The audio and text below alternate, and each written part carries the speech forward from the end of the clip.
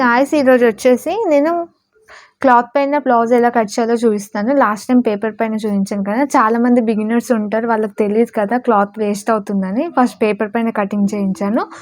లేదు అంటే మళ్ళీ పేపర్స్ వేస్ట్ అయినా ఏ ప్రాబ్లం కాదు, కానీ క్లాత్ వేస్ట్ అవ్వద్దు కదా. ఇక్కడ వచ్చేసి నేను లైనింగ్ బ్లౌజ్ అనేది చూపిస్తున్నాను. సో లైనింగ్ వచ్చేసి నాకు ఆల్రెడీ వచ్చు కాబట్టి నేను 80 సెంటీమీటర్స్ తీసుకున్నాను. మీకు రాదు కాబట్టి కొత్త వాళ్ళైతే 1 మీటర్ లైనింగ్ తీసుకోండి. అండ్ ఆ లైనింగ్ని హాఫ్ అన్ అవర్ నానబెట్టి ఆరేసాక లాగాలన్నమాట. కొంచెం దగ్గరికి అయిపోతుంది, కాటన్ లైనింగ్ కదా. ఆ తర్వాత ఐరన్ చేసి స్టిచ్చింగ్ అనేది తీసుకోవాలి. సో ఇలా అయితే ఉంటుంది. ఇక్కడ ఏదైతే ఖర్చు ఉందో ఆ ఖర్చు కింద రాకుండా, మనకి పోగులు పోకుండా ఖర్చు ఉంటుంది కదా, ఇలా ఆపోజిట్లో ఫోల్డింగ్ చేసుకోవాలి క్లాత్ అనేది. నానబెట్టాక తీసేసాక కొంచెం క్లాత్ అటు ఇటు అవుతుంది, కొంచెం కింద కార్నర్స్ ఉంటే కట్ చేసుకోండి. ఇక్కడ నేను ఆల్రెడీ ఐరన్ చేసి అంతా సెట్ చేసి ఇక్కడ పెట్టాను, అందుకే అలా నీట్గా కనిపిస్తుంది. సో లైనింగ్ వాటర్లో తీస్తే ఏంటంటే కొంచెం టైట్ అయిపోతుంది అనమాట బ్లౌజు. వాళ్ళు స్టిచ్చింగ్ చేసి వేసుకున్నాక మీరు లైనింగ్ వాటర్లో తీయకుండా వేసుకుంటే, అందుకే ఫస్ట్ వాటర్లో తీయాలి. ఇక్కడ వచ్చేసి కింద ఫస్ట్ బ్యాక్ పార్ట్ అనేది పెట్టుకోవాలి. సో కింద బ్యాక్ పార్ట్ వచ్చేసాక ఫస్ట్ బ్యాక్ పార్ట్ హ్యాండ్స్ అనేది ఫస్ట్ అనమాట మెయిన్. ఆ తర్వాత ఫ్రంట్ పార్ట్ వచ్చేసి మీకు ఎలా అయినా సెట్ చేయవచ్చు, మిడిల్లో జాయింట్స్ వచ్చినా దానికి నో ప్రాబ్లం. సో ఇలా అయినా సెట్ చేసుకోవచ్చు. ఇలా సెట్ చేసుకుంటే కిందికి హ్యాండ్స్ వస్తాయి.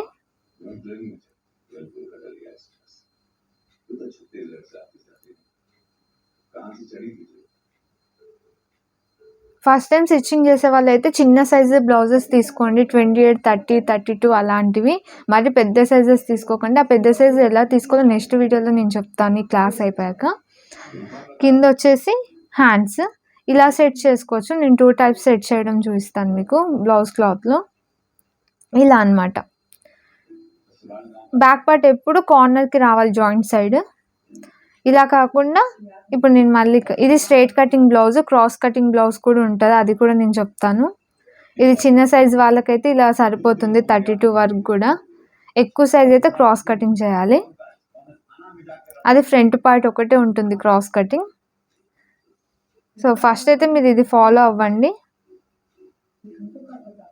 సో హ్యాండ్స్ అనేవి అక్కడ సెట్ చేసేస్తున్నాను. మిగిలిన క్లాత్ వచ్చేసి నెక్స్ట్ పట్టి బ్లౌజెస్ ఇలాంటివి స్టార్ట్ వచ్చేస్తాయి దాంట్లో.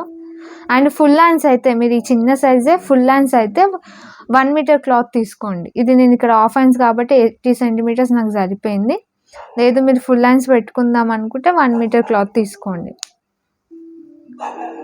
హ్యాండ్స్ కటింగ్ ఆల్రెడీ మీకు తెలుసు, హ్యాండ్స్ ఫుల్ హ్యాండ్స్కి ఎలా తీసుకోవాలి, హాఫ్ హ్యాండ్స్కి ఎలా తీసుకోవాలి అనేది. సో ఎలా ఉందో అలా మార్కింగ్ అయితే చేసేసుకోవాలి. ఇప్పుడు ఈ పేపర్ మీ సైజ్ అయితే మంచిగా అలాగే నీట్గా పెట్టుకోండి. ఓన్లీ నెక్ డిజైన్స్ అలాంటివి చేంజ్ చేస్తే చాలు, మొత్తం ఇదే ఫాలో అయిపోవచ్చు ప్రతిసారి మార్కింగ్ చేసుకోకుండా.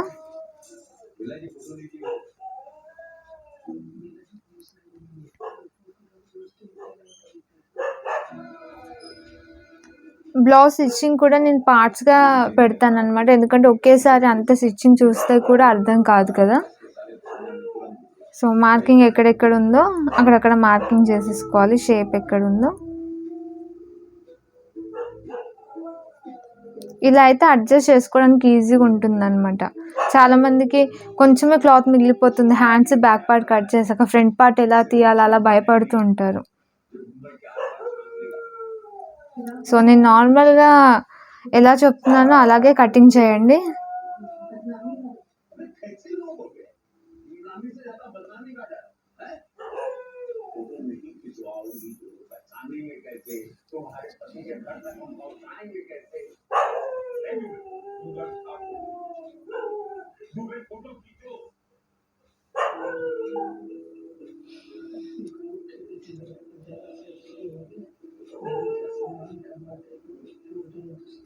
సో ఎక్కడెక్కడ మనకి డాట్స్ ఉన్నాయో అవి కూడా మార్కింగ్ చేసుకోవాలి. నేను ఎలా మార్కింగ్ చేస్తున్నా ఒకసారి చూడండి. డాట్స్ దగ్గర ఎక్కడైతే మనకి ఎండ్ ఉందో అక్కడ పాయింట్ దగ్గర పెట్టేస్తే అయిపోతుంది.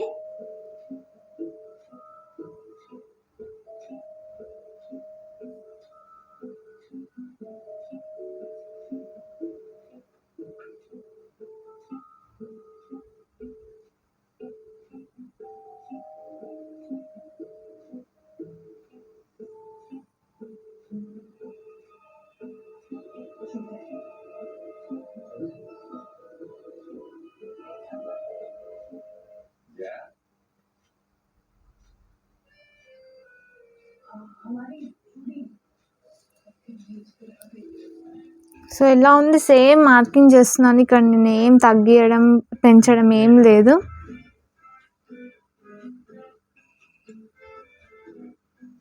సో అక్కడ ఫ్రంట్ పార్ట్ వస్తుంది కాబట్టి అక్కడ రాంగ్ మార్క్ వేసుకున్నాను నేను.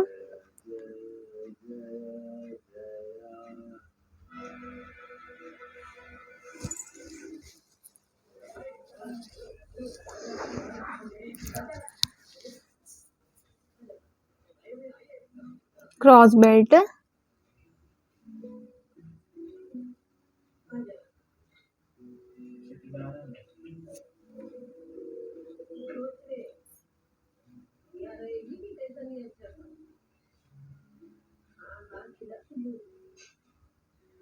సో చాలామంది 42 సైజ్ ఇలాంటివి అడుగుతున్నారు. అవి మెజర్మెంట్స్ కొంచెం రాంగ్ తీసుకుంటున్నారు మీరు. ఎందుకంటే నార్మల్గా ఈ బ్లౌజ్కి 14 హైట్ ఉంది, మీరు 42 సైజ్కి 12 హైట్ అంటే చాలా తక్కువ అనమాట. చిన్నపిల్లల ఫ్రాక్కి తీసుకునే సైజ్ అది. ఎక్కడో మిస్టేక్ అయి ఉండొచ్చు, నేను చెప్తాను వాటి గురించి.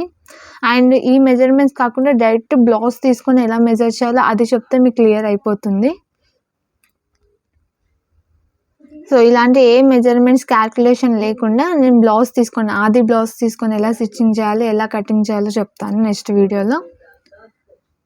ఫస్ట్ అయితే మీరు ట్రై చేయండి. ఇదైతే ఏంటంటే ప్రతి మెజర్మెంట్ ఉంటుంది దీంట్లో కాబట్టి తెలియని వాళ్ళకి, స్టార్టింగ్ స్టేజ్లో ఉన్న వాళ్ళకి అర్థమైపోతుంది ఏది ఎన్ని ఇంచెస్ తీసుకోవాలని, అందుకే చెప్తున్నా.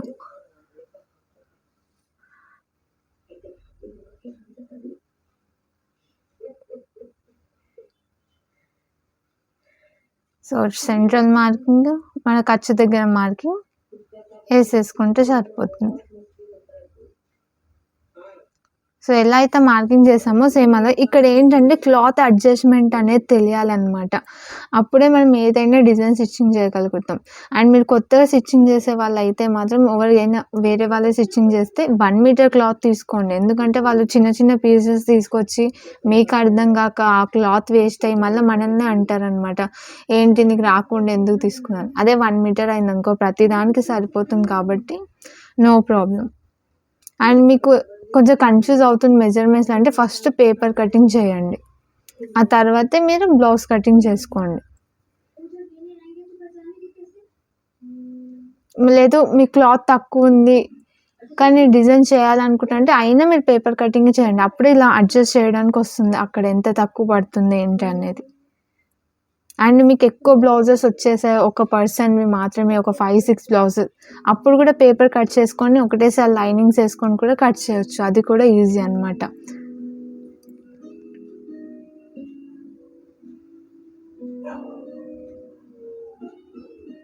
ఇంకా స్టిచ్చింగ్ చేసేటప్పుడు నేను టిప్స్ అనేవి చెప్తాను. నేను నార్మల్ బ్లౌజ్ అయితే 30 మినిట్స్లో స్టిచ్చింగ్ చేస్తాను. ఈ లైనింగ్ బ్లౌజ్ అయితే 1 అవర్ చేస్తాను అనమాట. సో అలా ఈజీ ఎలా చేసుకోవాలో మీకు చెప్తాను. కన్ఫ్యూజ్ కాకుండా ఎలా నీట్గా చూసుకోవాలి, బిఫోర్ ఏం చూసుకోవాలి మనం మిస్టేక్ చేయొద్దు అనుకుంటే. ఎందుకంటే బ్లౌజ్ స్టిచ్చింగ్ చేసేటప్పుడు చాలా మిస్టేక్స్ అవుతాయి. ఫ్రంట్ పార్ట్ ఒకటే సైడ్ కుట్టేయడము, హ్యాండ్స్ ఒకటే సైడ్ కుట్టేయడము, బెల్ట్ పార్ట్ ఫోల్డింగ్ రాకపోవడము, ఇలాంటివి చాలా జరుగుతాయి. ఒక బ్లౌజ్ కుట్టడానికి 1 డే సరిపోతుంది అనమాట మీకు.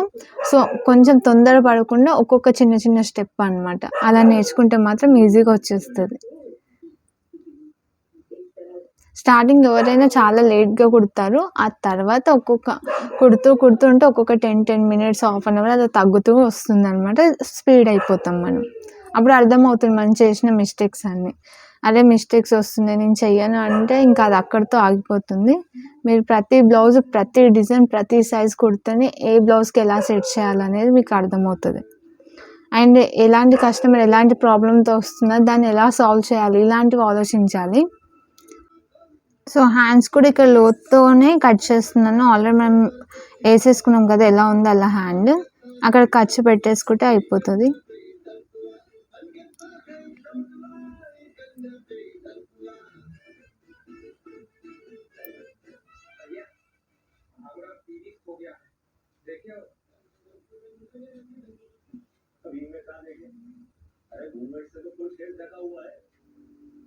సో కింద కార్నర్కి ఎందుకు పెట్టుకోవాలి అంటే ఆ 1 ఇంచ్ క్లాత్ కూడా మనకి ఫోల్డింగ్కి యూజ్ అవుతుంది అనమాట, కింద బ్యాక్ పార్ట్లో కింద అండ్ హ్యాండ్స్కి కూడా. అండ్ ఇక్కడ నేను మొత్తం బ్లౌజ్ ఎలా స్టార్టింగ్ నుంచి స్టిచ్చింగ్ చేస్తా అది చూపిస్తాను. ఆ తర్వాత మీరు హెమ్మింగ్ చేయకుండా కూడా స్టిచ్చింగ్ ఎలా చేయాలి లైనింగ్ బ్లౌజ్ అవి కూడా చెప్తాను.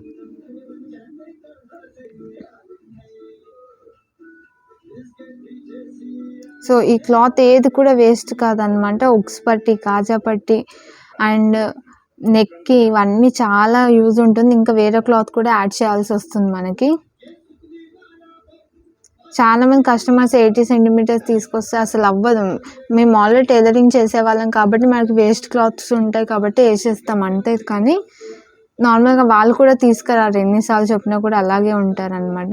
సో వాళ్ళని అనలేం కాబట్టి మనమే అడ్జస్ట్ అవ్వాలి కొన్నిసార్లు. So front, back, belt part, hands, so ఈ 4 పార్ట్స్ మెయిన్ పార్ట్స్ అనమాట. సో ఎంత ఈజీ ఉంది కదా. సో ఇప్పుడు వచ్చేసి ఒరిజినల్ క్లాత్ ఇలా కట్ చేసుకోవాలి. ఇందాక కట్ చేసిన లైనింగ్ కదా, సేమ్ ఇది కూడా ఫోల్డింగ్ ఇలాగే చేసుకోవాలి. కొన్నిటికి హ్యాండ్ డిజైన్ కింద వస్తుంది. సో అప్పుడు మీరు ఎలా ఉందో ఫోల్డింగ్ అలాగే చేసుకోవాలి. ఖర్చు అదంతా చూడొద్దు, ఆల్రెడీ మీరు లైనింగ్ కట్ చేస్తారు కాబట్టి. సో అలా అవుతూ ఉంటుంది కాబట్టి క్లాత్ని బట్టి అడ్జస్ట్ చేసుకోవాలి. నేను అదే చెప్తున్నాను. మ్యాక్సిమం అయితే ఇలా ఫోల్డ్ చేసుకోండి. ఇక్కడ సైడ్ వచ్చేసి బ్యాక్ పార్ట్ సేమ్ ఎలా ఫోల్డ్ అయితే చేసామో అలానే.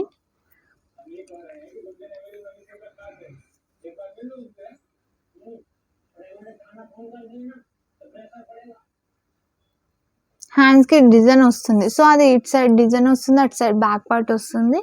సో ఆ ఖర్చు ఎలా ఉందో అలాగే కుట్టాల్సి వస్తుంది మనం. కానీ మ్యాక్సిమం తీసుకునేటప్పుడు లైనింగ్ మాత్రం ఇలాగే తీసుకోండి.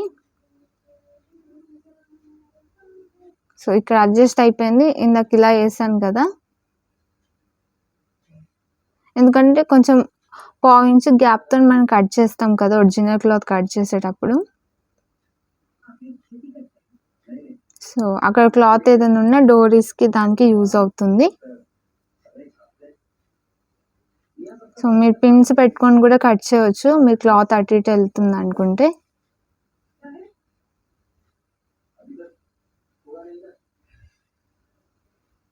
ఈ బ్లౌజ్ ప్రిన్స్ కట్ బ్లౌజ్ అయిపోయాక నేను టిప్స్ అనే క్లాస్ స్టార్ట్ చేస్తాను. అంటే డిజైన్స్ ఎలా, అవి ఎలా మెయిన్ పార్ట్ అయిపోతే చాలన్నమాట మీకు. ఆ తర్వాత ఎలాంటి డిజైన్స్ ఎలా పెట్టాలో అవి నేను చెప్తాను.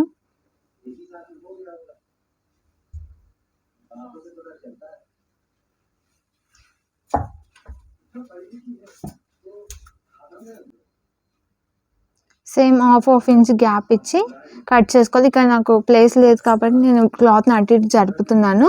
నార్మల్గా అయితే మీరు ఎలా పెట్టారో అలాగే పెట్టేసి మీరు జరగాలన్నమాట. క్లాత్ కట్ చేసేటప్పుడు క్లాత్ని అటు ఇటు జరపొద్దు, మీరు యాంగిల్ కానీ ఏదైనా కానీ మీరు చేంజ్ అవ్వాలి.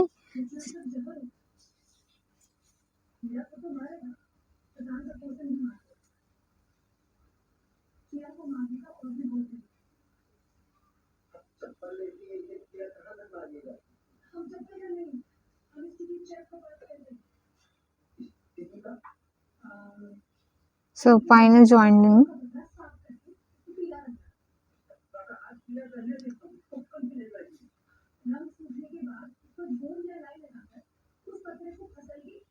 నాకు ఫస్ట్ క్లాస్ నుంచి నోట్స్ పెట్టడానికి టైం ఉండట్లేదు. ఈ వీక్లో ఎలా అయినా నేను అప్లోడ్ చేసేస్తాను అన్ని క్లాసెస్ నోట్స్ అనేది.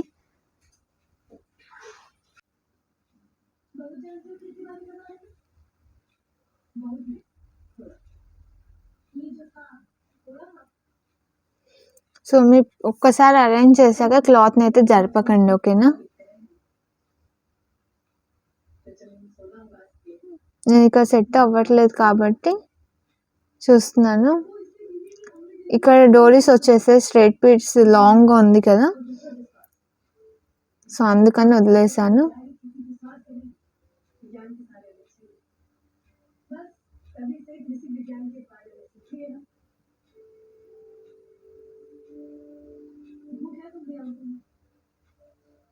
మేబీ స్టిచ్చింగ్ 2 పార్ట్స్ చేయవచ్చు నేను.